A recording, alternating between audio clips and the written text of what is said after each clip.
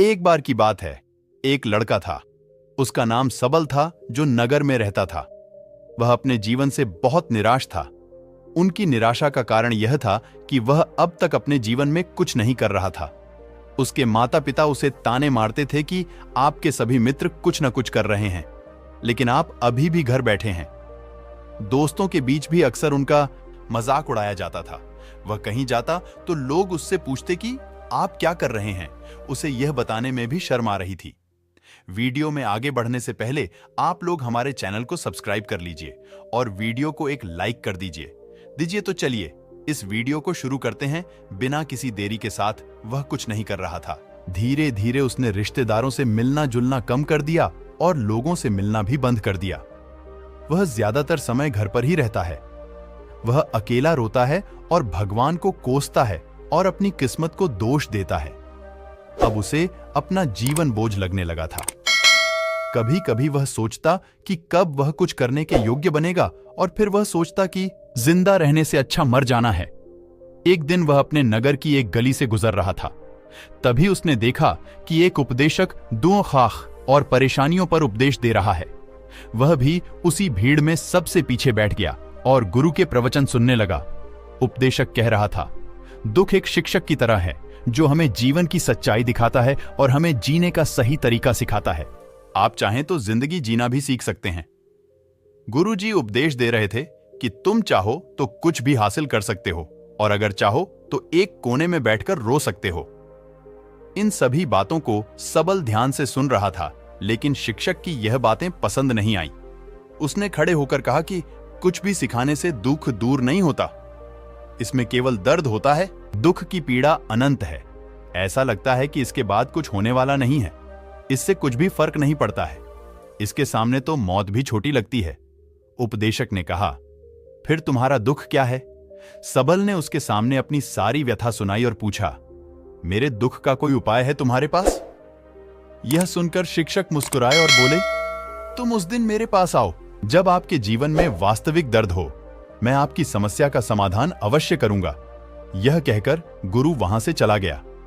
सबल ने सोचा, कहीं मेरा दुख नकली तो नहीं है? क्या मैं जिस दर्द से गुजर रहा हूं वह नकली है? मेरा दुख कोई नहीं समझ सकता। जब मां बाप नहीं समझते तो गुरु क्या समझेगा? उनके दुखों से व्यथित होकर सबल ने एक फैसला लिया कि अब वह कुछ करेगा। सबल ने एक छोटा व्यवसाय शुरू किया, पर उसे सफलता नहीं मिल रही थी। लेकिन उसके घरवाले पूछते हैं कि क्या वह कुछ कोशिश कर रहा है? वह अपने व्यवसाय में लगा रहा और धीरे धीरे उन्हें सफलता मिलने लगी। फिर उसने गति पकड़ी और केवल 3 साल के अंदर ही वह एक बड़ा बिजनेसमैन बन गया। अब सबल के आसपास ऐसे कई लोग थे जो उसकी परवाह करता था, जो उससे प्यार करता था। अब उनके परिवार के सदस्य भी उसकी तारीफ करते नहीं थक रहे थे। दिन ब दिन उसके मित्रों की संख्या बढ़ती जा रही थी। अब वह अपनी जिंदगी से बहुत खुश था। उनके कुछ दोस्तों ने उन्हें सलाह दी कि जब आप एक बड़ा बिजनेसमैन बनकर बहुत खुश हैं, तो सोचिए आपको कितनी खुशी होगी अगर आप इस शहर और इस राज्य के सबसे बड़े बिजनेसमैन बन जाते हैं। कितने लोग आपसे जुड़ना चाहेंगे, आपकी कितनी बड़ी ख्याति होगी, और स्वयं राजा भी आपसे दोस्ती करना चाहेंगे और जरूरत पड़ने पर ही आपसे पैसे उधार लेंगे। दोस्तों की यह बात सबल के मन में घर कर गई। अब वह और पैसे कमाने की कोशिश करने लगा, लेकिन उसे यह सब बहुत ही जल्दी चाहिए था। वह समय बर्बाद नहीं करना चाहता था। उनका अधिकांश समय इन चीजों को प्राप्त करने में गलाने लगा। इसलिए वह ऐसे काम करने लगा जो सही नहीं था। उसने बड़ा उधार लेना शुरू कर दिया। उसके दोस्तों से पैसे की मात्रा और अधिक मुनाफा कमाने के लालच में वह अपने माल में मिलावट करने लगा। उसने अन्य व्यापारियों के खिलाफ भी साजिश रची और उन्हें डराया धमकाया। जैसा उसके दोस्त कहते थे वैसा ही करता था। वह इन तरीकों से ज्यादा पैसा कमा रहा था, पर अब उसके जीवन में पहले जैसा चैन न था। उनके मन की शांति गायब हो गई थी और वह रात को सो नहीं पाता था। वह हंगामे में रहता था। वह सब कुछ पाकर भी उन्हें किसी चीज में सुख नहीं मिल रहा था। एक दिन सबल अपनी गाड़ी में कहीं जा रहा था। तभी रास्ते में उन्हें उपदेशक का आश्रम दिखाई दिया। वह रुका और गुरु के पास जाकर बोला, संत, आपने मुझे मेरे पास आने के लिए कहा था। जब मेरे जीवन में सच्चा दुख आता है। अब मैं बहुत दुखी हूं कि मेरी नींद हराम हो गई है, मुझे कहीं भी शांति नहीं मिल रही है। इस प्रकार सबल ने अपनी सारी समस्याएं गुरु को बता दी। गुरु ने कहा, जब तुम पहली बार मुझसे मिलने आए थे तब भी तुम किसी दुख में थे। आपने उस दर्द से क्या सीखा? सबल ने कहा कि सिर्फ सोचने और चिंता करने से कुछ नहीं होता। आपकी दृष्टि को सच करने के लिए यह कार्रवाई करता है। और सिर्फ काम करने से कुछ नहीं होता, परिणाम भी मिलना चाहिए। जब आपको लगता है कि आपका लक्ष्य हासिल नहीं होने वाला, तब राह में चाहे कितनी भी मुश्किलें आ जाएं, मन कितना भी निराश क्यों ना हो, कितना भी लगता हो कि अब कुछ नहीं होने वाला है, तभी विश्वास करें, मैं जो भी कर रहा हूं उसमें अवश्य सफल होऊंगा। खुद पर ध्यान दो, लोगों पर नहीं। लोग केवल सफल लोगों का सम्मान करते हैं। कोई कितना भी अच्छा क्यों ना हो, वह हमेशा लोगों की नजरों में बोझ बने रहते हैं। यह सब सुनकर उपदेशक मुस्कुराया और बोला, जब आपके पास है तो यह वास्तविक दुख नहीं है। अपने जीवन में वास्तविक दुख आए तब मेरे पास आओ, मैं उसे ठीक कर दूंगा। सबल ने जाते समय साधु को सोने के सिक्कों से भरा घड़ा भेंट किया। घड़े को देखकर गुरु ने कहा कि यह मेरे किसी काम का नहीं है, उस पेड़ के नीचे गड्ढा खोदकर गाड़ दो। सबल ने घड़े को पेड़ के नीचे दबा दिया, जैसा कि गुरु ने बताया, और वहां से चला गया। कुछ दिनों से कारोबार ठीक चल रहा था, लेकिन व्यापार के गलत तरीके के कारण धीरे धीरे उसे व्यापार में घाटा होने लगा। उसकी सारी दौलत धीरे धीरे खत्म होने लगी, और एक दिन ऐसा भी आया जब उसके पास कुछ भी नहीं बचा और उस पर कर्ज का बोझ चढ़ गया था। परंतु वह निश्चिंत था, क्योंकि उसने अपना सारा कर्ज अपने दोस्तों से लिया था। उसने सोचा कि उसके दोस्त बुरे वक्त में उनके साथ खड़े रहेंगे, लेकिन ऐसा कुछ नहीं हुआ। जैसे ही बुरा वक्त आया, दोस्त पहले उससे कर्ज मांगने लगे। अगर उसने कर्ज नहीं लौटाया, उन्होंने उसे जान से मारने की धमकी भी दी। उनके सभी शुभचिंतक और प्रियजन उससे दूर हो गए।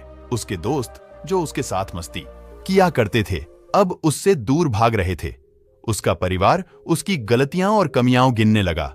उनकी सारी संपत्ति नीलाम कर दी गई और उसके पास कुछ भी न बचा। जब उसने अपने पिता से मदद मांगी, पिता ने कहा कि मेरे पास थोड़ी सी संपत्ति है, मैं तुम्हारी मां को क्या कहूंगा अगर मैं तुम्हें दे दूं? यह संपत्ति हमारा अंतिम उपाय है। सबल के मन में गहरा दुख छा गया। उसके आसपास कोई नहीं था जो उनके दुख को समझ सके, जो उसे संभाल सके। जनता के इस विश्वासघात के कारण वह अंदर से टूट चुका था। वह सोचने लगा कि अब जीने का क्या मतलब है, अब मौत ही मेरा सहारा है। वह आत्महत्या करने के लिए पहाड़ी पर जा रहा था। तब से उसे याद आया कि उस शिक्षक ने उससे कहा था, मेरे पास आओ जब तुम्हारे जीवन में वास्तविक दुख हो। सबल गुरु के पास गया और अपनी सारी व्यथा सुनाई। आंखों में आंसू लिए उसने कहा, हे गुरुजी, मेरे दुख का निवारण कीजिए। गुरु ने कहा, जब जीवन में असली दुख होता है तब मेरे पास आ जाना, मैं इसे जरूर ठीक करूंगा। सबल ने कहा कि यह क्या हो रहा है, मेरी जिंदगी में अभी दुख नहीं है, तो आखिर असली दुख क्या है? गुरुजी ने सबसे कहा कि पहले आप मुझे बताओ, आपने अपने दुख से क्या सीखा? सबल ने कहा कि मैंने वह सीखा, जो लोग हमारे जीवन में आते हैं वह हमारी सफलता और प्रगति के कारण वो हमें धोखा जरूर देंगे, क्योंकि बुरे समय में वे हमारे साथ नहीं खड़े होंगे। वे अच्छे समय में ही हमारा फायदा उठाएंगे और बुरे समय में हमें छोड़ देंगे। उन लोगों पर ही भरोसा करें जो हमारे बुरे समय में हमारे साथ खड़े रहते हैं, लेकिन ऐसे लोग बहुत कम होते हैं। लेकिन जिनके पास है उन्हें उनकी सराहना करनी चाहिए, उनका अपमान नहीं करना चाहिए। मैंने कभी भी किसी के खिलाफ साजिश नहीं रखना चाहिए। अपना काम ईमानदारी और धैर्य से करें और कभी लालची मत बनो। अपने सारे दुख दर्द और अनुभव बयां करने के बाद सबल गुरुजी के सामने आंखों में आंसू लिए बैठ गया। कुछ देर बाद साधु उठे और पेड़ के नीचे एक गड्ढा खोदा और घड़ा निकाल लिया, जो सोने के सिक्कों से भरा हुआ था। उसने सबल को देकर कहा, मेरे पास आओ जब तुम्हारे जीवन में वास्तविक दुख हो। सबल ने अपने शिक्षक को धन्यवाद दिया और उसे प्रणाम करके चला गया। उस पैसे से उन्होंने एक छोटा सा व्यवसाय शुरू किया। अब वह छोटा व्यापारी बनकर भी खुश हैं। उन्होंने पूरी लगन और ईमानदारी से कारोबार किया। जल्द ही वह अपने शहर का एक बड़ा व्यापारी बन गया। उनका जीवन सुख सुविधाओं से भरा हुआ था। लेकिन कोई कितना भी अच्छा क्यों ना हो, लेकिन जीवन में दुख आता है तो सबल के जीवन में भी दुख आते थे, अपने माता पिता की मृत्यु के रूप में। वे दोनों एक ही दिन मर गए। सबल अपने माता पिता से बहुत प्यार करता था, इसलिए उनके निधन से उन्हें गहरा सदमा लगा। वह शवों को ले गया, दोनों को श्मशान घाट ले गया, जहां अंतिम संस्कार किया गया। वहां उसने अपने माता पिता का शव जलता हुआ देखा तो उनका मन बेचैन हो उठा। उसके मन में कई सवाल उठने लगे। वह घर वापस आ गया, इसलिए उसने अपने माता पिता के घर और संपत्ति को देखा, जिसके लिए उनके पिता हमेशा लड़ते रहे। आज जो छूटा पड़ा है, जिन्होंने इसकी देखभाल की, इसके लिए लड़ने वाले इस दुनिया से चले गए। उसके पिता ने जो कुछ कमाया वह सब यहीं रह गया। एक दिन पहले तक उसके पिता मारपीट करते थे किसी के साथ उसकी संपत्ति के लिए। आज वो खुद इस दुनिया से चले गए। उसका मन ऐसे अनेक विचारों के बवंडर में था। वह अंदर से अकेला और डरा हुआ महसूस कर रहा था। वह खाली महसूस कर रहा था। उसे लगा कि कुछ है, वह समझ नहीं सका। इसीलिए वह गुरु के पास गया। उसे देखकर गुरुजी ने कहा, क्या जीवन में कोई दुख है? सबल ने कहा, वैसे तो जीवन में कोई दुख नहीं है, सब कुछ अच्छा चल रहा है, लेकिन आज मेरे माता पिता का देहांत हो गया है। मैं इस घटना से बेहद दुखी और परेशान हूं। गुरुजी ने कहा, इसमें दुखी होने की क्या बात है? एक दिन सबके अपनों को मरना है। कोई न कभी जिया है और न कभी रहेगा। एक दिन तुझे भी मरना है। शायद तुम कल ही मर जाओगे, या आप आज भी मर सकते हो। सबल ने कहा, क्या कह रहे हो गुरु जी? मैं भी मर जाऊंगा, लेकिन मैं अभी जवान हूं। गुरु ने कहा कि सब जी रहे हैं इस भ्रम में कि मृत्यु केवल दूसरों को आती है, बड़ों के पास ही आती है। लेकिन जवान और बूढ़े मर जाते हैं, बच्चे मर जाते हैं। मौत का उम्र से कोई लेना देना नहीं है। यह सभी को प्रभावित करता है। मास्टर जी की ये बातें सबल के मन में घर कर गईं और वह चुपचाप चला गया। लेकिन उसका मन अभी भी बेचैन था। वह खाली महसूस कर रहा। वह सारा दिन अपने बारे में ही सोचता रहा कि वह कौन है, वह इस दुनिया में क्यों आया है, क्या जीवन का लक्ष्य केवल चीजों को खाना और मरना है? ऐसे कई सवाल उसके दिमाग में लगातार उठ रहे थे, लेकिन उन्हें अपने किसी भी सवाल का जवाब नहीं मिल रहा था और उसका दिन ब दिन बढ़ता ही जा रहा था। इसलिए कुछ दिन बाद वह फिर से गुरुजी के पास पहुंचा और बोला, हे स्वामी, मैं बहुत दुखी हूं क्योंकि मैं यह नहीं जान पा रहा हूं कि मैं कौन हूं और मैं इस दुनिया में क्यों आया। यह सुनकर गुरुजी मुस्कुराए और बोले, आज आपके जीवन में पहली बार सच्चा दुख उत्पन्न हो गया है। यह वास्तव में दुख कहलाने के लायक हैं। हम नहीं जानते कि हम कौन हैं, हम क्यों आए हैं, क्या करें, कैसे करना है।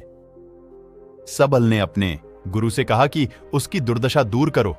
गुरु ने कहा कि हम सभी इंसान हैं, जीवन भर संग्रह करते रहते हैं। सबल ने कहा कि सभी इंसान जीवन भर धन, सम्मान, परिवार, प्रतिष्ठा, मित्र, शत्रु आदि जमा करता है। गुरु ने पूछा, क्या हम एकत्रित की गई चीजों में से कुछ भी अपने साथ ले जा सकते हैं? सबल ने कहा, कोई भी इंसान अपने साथ कुछ भी नहीं ले जा सकता, वह सिर्फ अकेला ही जाता है। मेरे माता पिता भी अपने साथ कुछ भी नहीं लेकर गए। सब कुछ, धन संपत्ति, वैभव, सब कुछ यहां पर छोड़कर गए। शिक्षक ने कहा, अब मेरी बात ध्यान से सुनो। इस संसार में हमें जो संग्रह करना चाहिए वह हम नहीं करते। चीजें हमारे सामने होती हैं, लेकिन हम उन्हें देखने की कोशिश नहीं करते। हमें इस दुनिया में जो कुछ भी इकट्ठा करना है वह हम खुद हैं। हमें खुद को जुटाना होगा ताकि जब हम मरें तो हम एकजुट हो सकें और खुद को पहचानने में सक्षम होने के लिए हम अंदर बंटे हुए हैं। हम प्यार, नफरत, गुस्सा, ईर्ष्या में बटे हुए हैं। क्रूरता, धन, स्थिति, प्रतिष्ठा, सम्मान, पहचान, धर्म, जाति, सैकड़ों हजारों ऐसी चीजों और इच्छाओं में हम विभाजित हैं और टुकड़ों में जीवन जी रहे हैं। इस विभाजन के कारण हमारी चेतना कभी एक नहीं हो सकती। हमारी चेतना शक्ति बिखरी हुई है, इसलिए हमारे पास इतना समय नहीं है, इतनी ऊर्जा नहीं कि हम मुड़ सकते हैं और अपने भीतर देख सकते हैं। वास्तव में धन, सम्मान और सुविधाओं का अभाव, लोग इसे दुख ही समझते हैं और जीवन भर के लिए जो दुख कहकर रोते रहते हैं और समाधान खोजने का प्रयास करते रहते हैं, उन्हें अपना समाधान कभी नहीं मिलेगा, क्योंकि जिसे लोग दुख कहते हैं वह वास्तविक दुख नहीं है। यह सिर्फ एक आदमी की इच्छा है, उसकी इच्छा कभी पूरी नहीं होती। इसीलिए व्यक्ति को कभी उनके प्रश्नों का समाधान नहीं मिलता। इसलिए इन सब से परे, यदि आप अपने दुखों का अंतिम समाधान चाहते हैं तो सबसे पहले खुद को समेटो। इस दुनिया से अपनी ऊर्जा वापस ले लो और इकट्ठा करो। अपने आप पर ध्यान केंद्रित करो, स्वयं पर ध्यान दो। अपने मृत्यु से पहले अपने आप को जानने की कोशिश करो, बिखरो मत। सबल ने कहा, तो गुरुजी, क्या हम इस संसार को छोड़ दें? हमारी सभी इच्छाओं को मार देना चाहिए। किसी से प्रेम नहीं करना चाहिए, धन संग्रह नहीं करना चाहिए, सम्मान की आशा छोड़ देनी चाहिए। शिक्षक ने कहा कि भावनाओं और इच्छाओं ऐसे बिखरे हुए मनुष्य में से निकल आओ, जैसे कोई पत्थर पहाड़ से गिरे जिस पर पर्वत का कोई वश नहीं है, सिवाय देखने के परेशान होना और कुछ खोना। वैसे ही बिखरे हुए मनुष्य की इच्छाएं बेकाबू और दर्दनाक हैं। उसका अनियंत्रित मन इच्छा करता रहता है और कल्पना करता रहता है, और यह दुख देता है। लेकिन जब एक व्यक्ति अपने मन को एकत्र करता है तो वह जो कुछ भी करता है वह उसके नियंत्रण में होता है। फिर उसकी इच्छा से इच्छाएं भी उत्पन्न होती हैं। सबल ने कहा कि आपने मेरे असली दुख का समाधान कर दिया। आपका बहुत बहुत धन्यवाद। अब से मैं खुद को समेटने, खुद को तराशने की कोशिश करूंगा। गुरुजी ने कहा कि मानव शरीर में बहुत ऊर्जा और शक्ति है, लेकिन यह फालतू के कामों में बंटा हुआ है, बेकार की बातों में लगा हुआ है। ये एक बहुत ही शक्तिशाली मशीन की तरह है। एक बच्चे के हाथ में रखा जा रहा है और वह बिना सोचे समझे अपनी शक्ति बर्बाद कर रहा है, और बिना किसी नियंत्रण के। इसीलिए इस शक्ति पर ध्यान दें, अपनी चेतना, और इसे इकट्ठा करें। सबल को अपने प्रश्नों का उत्तर मिल गया। उसने अपने गुरु का शुक्रिया अदा किया और चुपचाप चला गया। उम्मीद है दोस्तों, आपको यह कहानी अच्छी लगी होगी। अगर आपको इस कहानी से सीख मिली हो तो अपने दोस्तों को भी जरूर शेयर कर देना, और हमारे चैनल को सब्सक्राइब करना मत भूलना। तो मिलते हैं अगले वीडियो में, तब तक के लिए धन्यवाद।